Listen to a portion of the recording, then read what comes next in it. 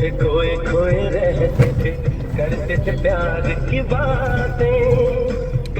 टोलगेटा पूरा राजमहल बागिर बनईछन ऊपर तल पूरा से जिंदा राज दरबार रे ढुकबो सेंता बनईछन पूरा एटा हमर खालल रु बड़ोदरा रोड एटा इना 30 किलोमीटर एटा हमर कणा रिंग रोड ता एटी बाइक फाइक वाला अलाउ नै न बाइक वाला लगी साइड रे अलगा रास्ता बनिछे भल अच्छे।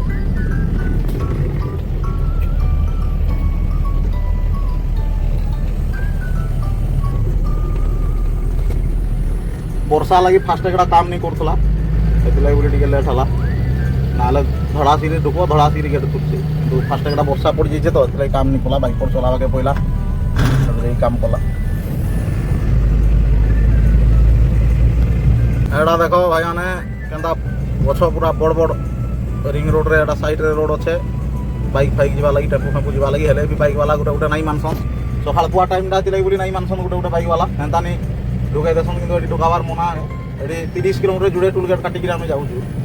ତ କିଛି ତ ଗୋଟେ ଫାଇଦା ମିଲବା କଥା ହେଲେ କାଣା କରବୁ ଏମାନଙ୍କର ବାଗିରେ ଗୋଟେ ଅଛନ୍ ଯେନ୍ ବାଇକ୍ ବାଲା ଢୁକାଇ ଦେସନ୍ ନହେଲେ ଗୋଟେ ସାଇଡ଼୍ରେ ରାସ୍ତା ଅଛେ